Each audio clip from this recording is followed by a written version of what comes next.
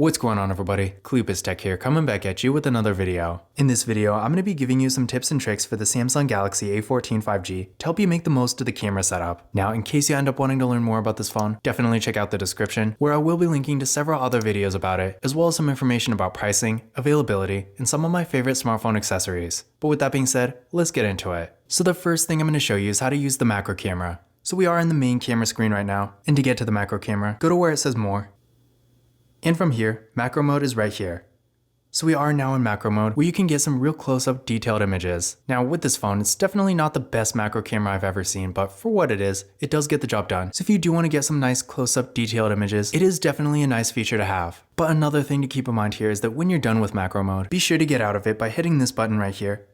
Otherwise, if you try to take a normal photo in macro mode, of course, it's going to be blurry, which I'm sure is something you're not going to want. Now I'm going to show you how to take high efficiency photos and videos. Now with the Samsung Galaxy A14 5G, on one hand, we are getting 64 gigabytes of internal storage and micro SD card expansion. So in general, unless you're taking hundreds of photos and videos, storage is probably not going to be a problem. But that being said, of course, photos and videos are most likely not the only thing you're going to want to keep on your phone. So if you are taking lots of pictures and recording a lot of videos, I'm going to show you a way you can save some space. So the first thing you're going to want to do is go to Settings.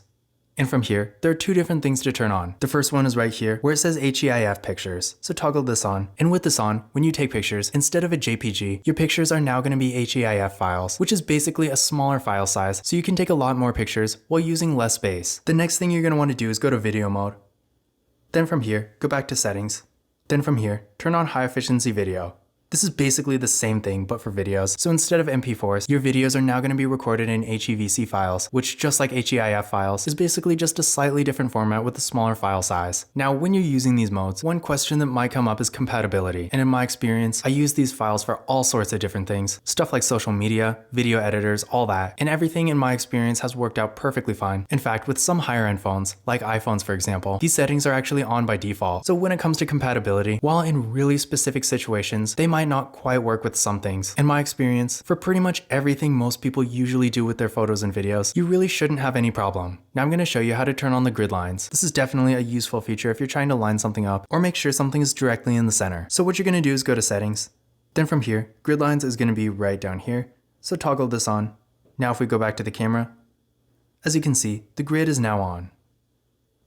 Now I'm going to show you how to change your aspect ratio. Now by default, like pretty much any smartphone, the aspect ratio is going to be 3:4 or 4:3 in landscape, but we do have a few different options here. So to change your aspect ratio, go up to this icon, tap here, and as you can see, you can change between 3:4, 9:16, 1:1, or full, which in the case of this phone is going to be 20:9.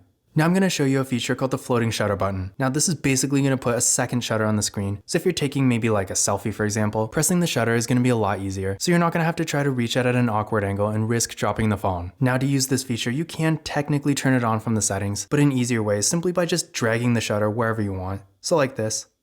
And there we go. This is the floating shutter button. You can put it wherever you want on the screen. So like right here.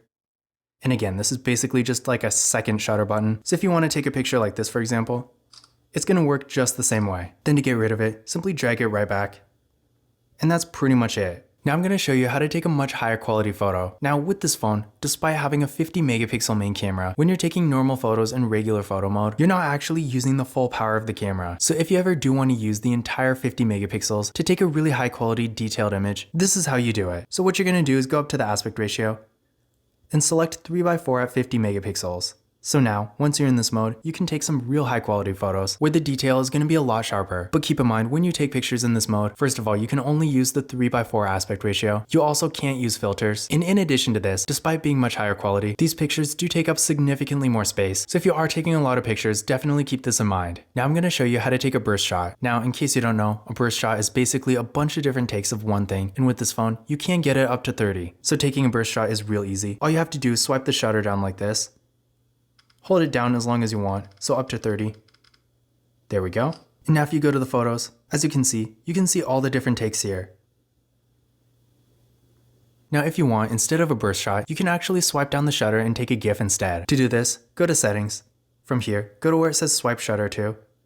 And as you can see, you can have it create a GIF. So if we go back, again swipe the shutter one more time. Such a loud noise. Now if we go back to the photos, and as you can see, we have created a GIF. The next thing I'm going to show you is a quick way to zoom to 2x. Now, of course, pinching the screen is easy enough, but if you ever want to get exactly to 2x really quickly, all you have to do is hit this 2 right here, and it zooms right away. Now, I don't really know why they didn't put the macro camera here instead, and I kind of wish they did, but seeing that the digital zoom on this phone is actually surprisingly good, and you can take some nice pictures with it, I guess having this here really isn't too bad. Now I'm going to show you a couple different things you can do with the volume keys. Now by default, if you press either volume key, it's going to take a picture, so basically like a physical shutter button. Then of course if you're in video, it's going to record a video. Pretty straightforward. But we do have a couple other options here. To get to these, go to settings. From here, go to where it says shooting methods. So right here. And then from here, tap on press volume key 2. As you can see, by default, it will take a picture or record a video, but you can also do zoom or have it control the system volume. So we're going to do zoom. Go back to the camera. And now, volume up is going to zoom in. And volume down zooms out. So pretty cool there. And finally, the last thing I'm going to show you is how to customize your quick access bar. And while I do this, I might as well show you the other modes on this camera. So the first thing we're going to do here is go to the more section. So right here. So taking a look at this section, we got a few different options. So we got Pro mode. This mode is basically going to give you some more things to customize. I personally don't really use it a whole lot, but if you want to change the exposure, light balance, stuff like that, then it might be a good option for you. Then we got macro mode. Already kind of talked about that. Panorama. Now I feel like most people already know what this is, but in case you don't, panorama basically allows you to take a super wide picture. So if we go like this,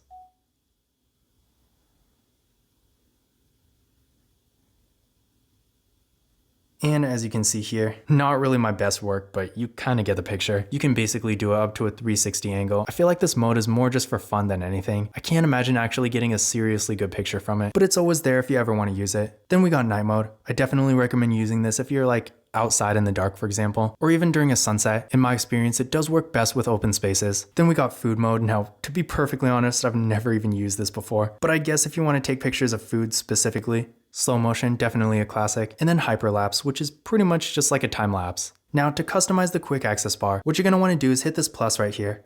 Then from here, you can drag and drop pretty much anything you want on and off the bar. Now of course, photo and video mode are going to be on there no matter what, but like portrait for example, say you never use it, what you can do is press and hold, drag it up here, and that's pretty much it. Maybe you like to use macro mode a lot.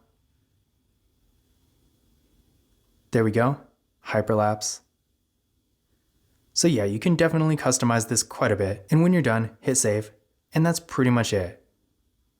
Now as a bonus, in case you haven't seen my other tips and tricks videos, I want to show you a quick way to actually get to your camera. Now you don't actually have to do anything to enable this. By default, it is going to be active, but no matter what you're doing on your phone, if you want to quickly open your camera, all you have to do is double press the power key, so like this. And there we go, as you can see, camera opens right up. We'll do that one more time on an app. There we go, and one more time, but this time I'm actually going to lock the display. So as you can see, it is locked.